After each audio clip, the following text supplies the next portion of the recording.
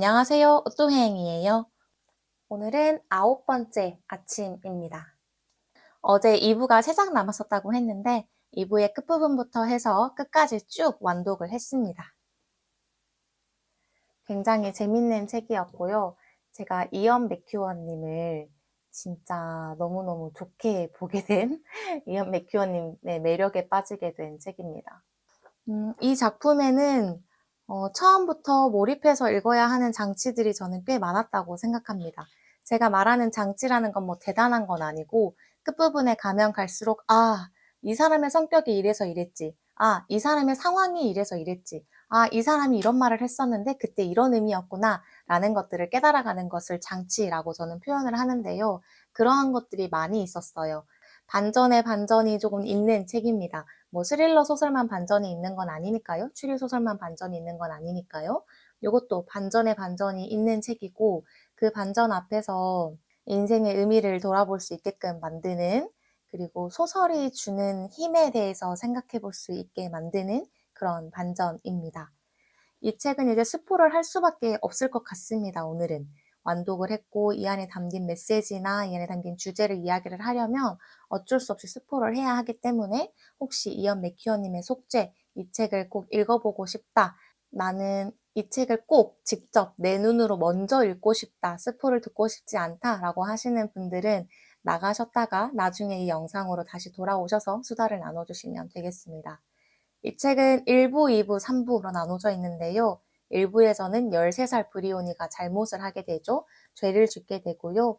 2부는 그 브리오니의 잘못으로 인해서 피해를 받은 남자 로비의 입장에서 쓰여진 로비가 전쟁터에 나가게 되면서 겪게 되는 고초들 이런 것들이 2부에 서술이 되어 있고 3부는 브리오니가 내가 잘못했었구나 라는 것을 깨닫고 속죄하는 여정이 담겨져 있습니다.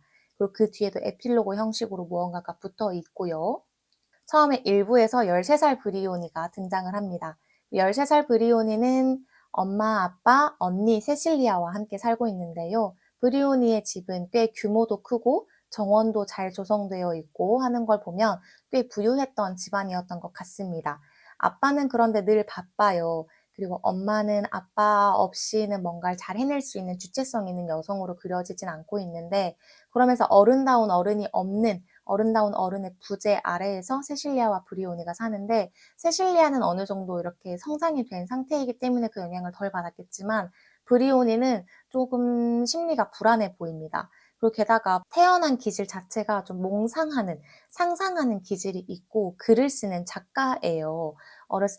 어렸을 때부터 글을 쓰는 걸 좋아해서 소설도 쓰고 막 이러는데 가족들에게 보여줬을 때 가족들이 그게 좀 허무맹랑하고 별로였다라고 생각해도 이제 아이이고 하니까 좀 좋다라고 이렇게 받아들여주는 것 같은데요. 브리오니는 몽상가입니다. 13살 몽상가이고 심리가 그렇게 많이 건강하지는 않은 소녀인데요. 브리오니가 어느 날 창밖으로 언니 세실리아의 모습을 목격하게 되는데 그 세실리아가 혼자 있지 않고 옆에 로비라는 남자가 있습니다. 로비는 브리오니의 집에서 일하시는 분의 아들인데요. 공부를 곧잘 하고 의학도를 꿈꾸고 있는데 집의 형편이 경제적 형편이 탄탄하지 못하다 보니까 브리오니의 아빠가 경제적으로 많이 후원을 해주십니다. 그런데 브리오니가 세실리아와 그 로비의 모습을 보았을 때 그렇게 예쁜 대화를 나누는 것 같지 않아요. 그런데 그 모습을 보고 13살 브리오니가 이렇게 말을 합니다. 한 번에 펴졌다.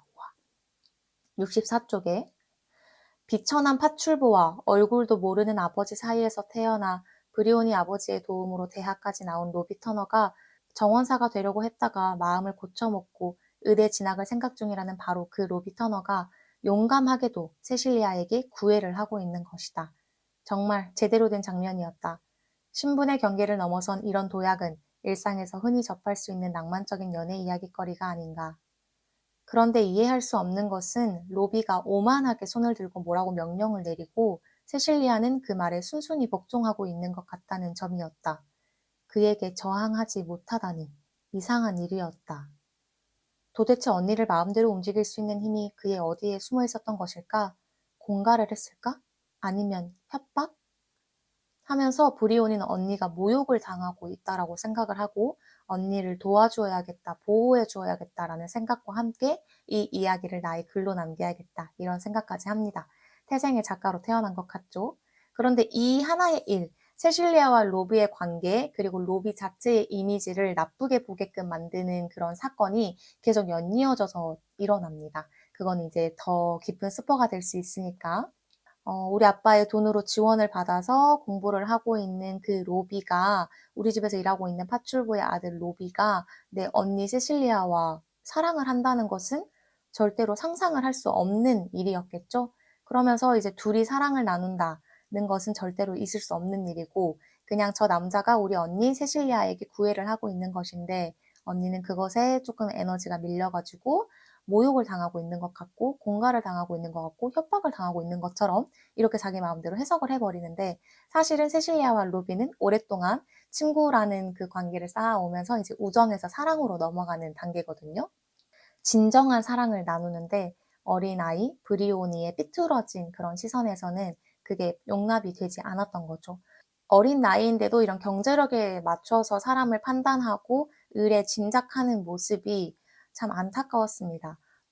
누가 그런 생각을 심겨줬을까? 당연히 어른들이 그런 생각을 심겨줬겠죠. 이전까지 브리오니는 로비와 정말 정말 잘 지냈거든요. 로비가 목숨을 바쳐서 브리오니를 물속에서 구해준 적도 있었고 수영도 가르쳐준 적이 있었고 정말 정말 잘 지냈던 사이였어요. 그런데 조금 더 자세한 심리는 직접 읽어보셔야 되겠지만 브리오니가 로비에 대해서 오해를 하게 되고 안 좋은 이미지를 가지게 됩니다. 그렇게 로비를 오해하고 나쁜 이미지를 가지고 있는데 어느 날 캄캄한 밤 사건이 일어납니다. 이 시점에서 브리오니의 집에는 브리오니의 사촌언니 롤라라는 사촌언니랑 쌍둥이 형제, 친척들 둘이 이렇게 총 3명이 이 집에 와 있었고 그리고 아주 유명한 초콜릿 브랜드를 운영하는 부유한 마셜이라는 남자도 와 있었고 친오빠 레온도 와 있었고 뭐 이렇게 여러 명이 와 있었는데요. 어느 캄캄한 밤 사건이 일어납니다.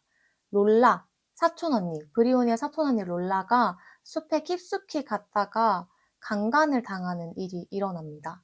그때 브리오니가 사촌언니의 그 현장을 발견하는데 성폭행 당하는 현장을 발견은 하지만 너무 이제 캄캄하고 그러다 보니까 그리고 그 범인이 빨리 사라져서 범인의 얼굴은 정확히는 보지는 못하지만 그 현장은 목격을 합니다.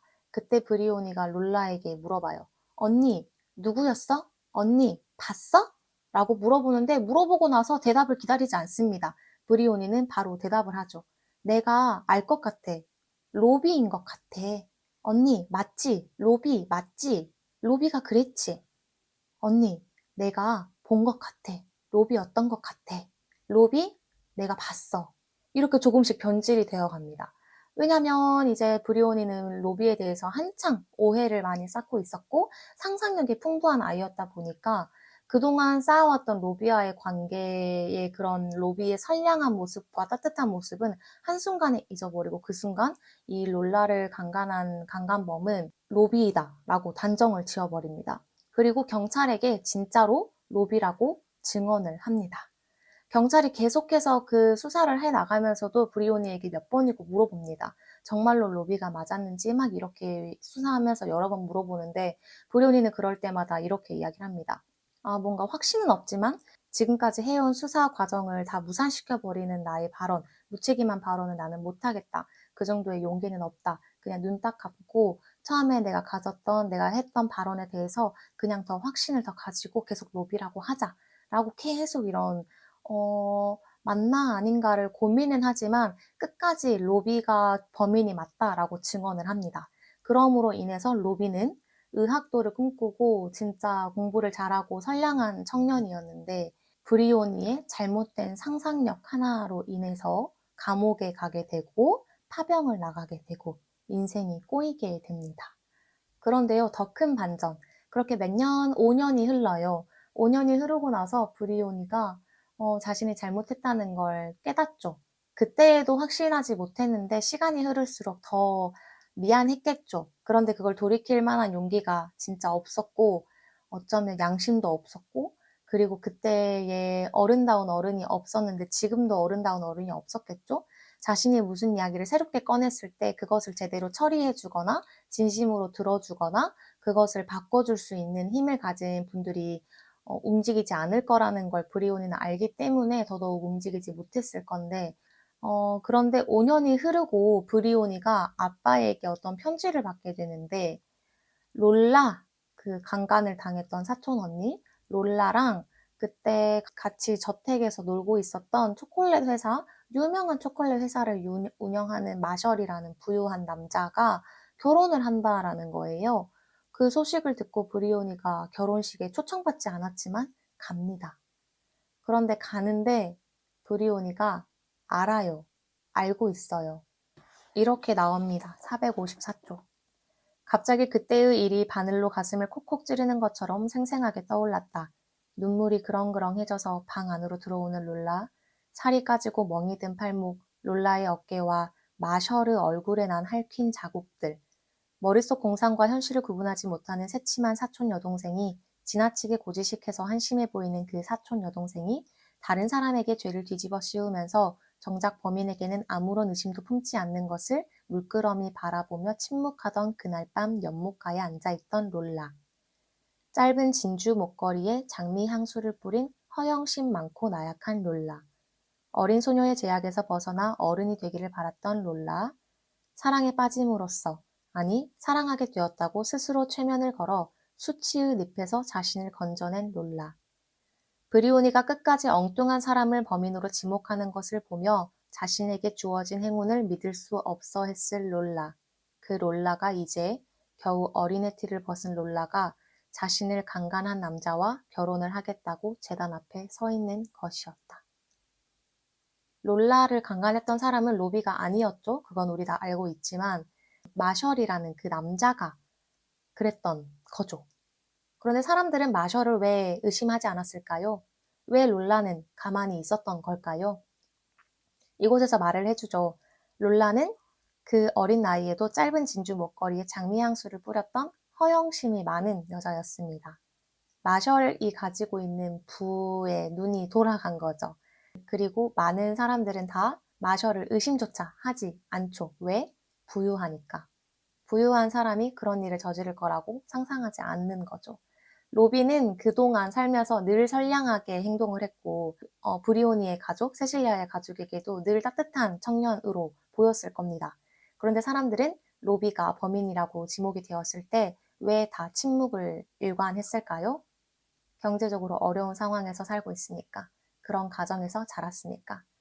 그것만큼 이 구조를, 그것만큼 이 잔인한 군중들의 마음을 잘 표현해주는 해석은 없을 것 같습니다. 어린아이들은 거짓말을 하지 않는다라고 이야기는 하지만 어린아이들도 거짓말을 하기는 하죠. 그리고 심지어 로비 자신조차도 그렇게 피해를 받았던 로비조차도 5년 동안 마셜을 단 한 번도 의심하지 않습니다.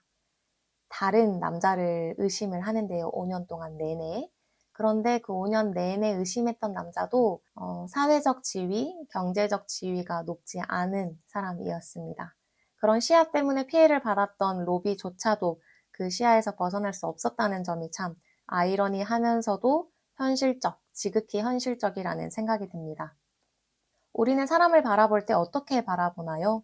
그 사람이 가지고 있는 무언가를 기반으로 사람을 판단하지는 않는지, 나와 마음을 공유했던, 진정으로 마음과 마음을 나누었던 그 시절을 어떤 한 물질적인 것으로 한 번에 배반해 버리지는 않는지, 그리고 옆에서 누군가가 틀린 말을 했을 때, 잘못된 말을 했을 때, 그것이 아니라고 당당히 말할 수 있는 용기가 우리는 다 있는지, 이런 많은 것들을 물어보는 작품이었고요. 이것 말고도 나누고 싶은 말이 많은데 가야 합니다. 그래서 우선 가보도록 하겠습니다. 제가 지금 이야기를 다 말씀드렸다고는 했지만 뒤에 숨겨진 이야기가 더 있습니다. 그래서 여러분께서 직접 읽어보셔도 재밌게 읽으실 수 있을 것 같고요. 출근 잘 하시고요. 오늘은 바른 시야로 사람들을 바라보는 하루가 되면 좋겠습니다. 감사합니다. 또 봬요.